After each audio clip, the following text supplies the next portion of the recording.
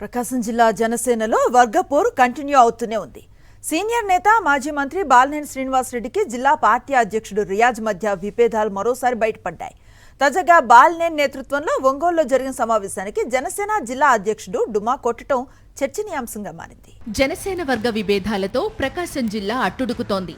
వైఎస్ఆర్సీపీ నుంచి జనసేనలో చేరిన మాజీ మంత్రి బాలినేని శ్రీనివాసరెడ్డికి మొదటి నుంచి జిల్లాలో వ్యతిరేకత ఎదురవుతూనే ఉంది. జనసేన అధిష్టానం ఆదేశాలతో తాజాగా ఒంగోలులో నెల్లూరు, ప్రకాశం జిల్లాల స్థానిక సంస్థల డీలిమిటేషన్పై మీటింగ్ జరిగింది. బాలినేని జనసేనలో చేరిన తరువాత ఏర్పాటు చేసిన మొదటి పెద్ద సమావేశం కావడంతో ప్రతిష్టాత్మకంగా తీసుకుని ఏర్పాటు చేశారు. అయితే తిరుపతి ఎమ్మెల్యే ఆరణి శ్రీనివాసులతో పాటు బాలినేని శ్రీనివాసరెడ్డి పాల్గొన్న ఈ సమావేశంలో ప్రకాశం జిల్లా జనసేన అధ్యక్షుడు రియాజ్ డుమ్మా కొట్టడం చర్చనీయాంశంగా మారింది. ఇదే విషయంపై కొంతమంది స్థానిక జన సైనికులు జిల్లా అధ్యక్షుడు రియాజ్ దగ్గరకు వెళ్లి అడగ్గా తనకు సమావేశానికి ఆహ్వానం లేదని తేల్చి చెప్పాడట.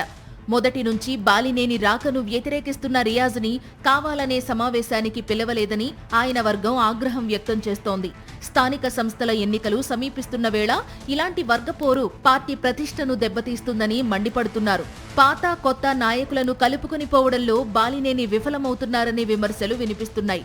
సీనియర్ నాయకుడిగా అందర్నీ సమన్వయం చేయాల్సిన బాలినేని తన సొంత వర్గాన్ని ప్రోత్సహిస్తున్నారన్న భావన జనసేన క్యాడర్లో బలపడుతోంది.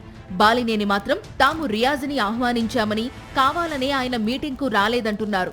మొదట్నుంచి మాజీ మంత్రి బాలినేని శ్రీనివాసరెడ్డి, రియాజ్ మధ్య విభేదాలు ఉండడం తాజాగా మరోసారి బయటపడడంపై జిల్లా వ్యాప్తంగా చర్చ నడుస్తోంది. మరి వీరిద్దరి వ్యవహారంలో జనసేన ఎలా స్పందిస్తుందో చూడాలి.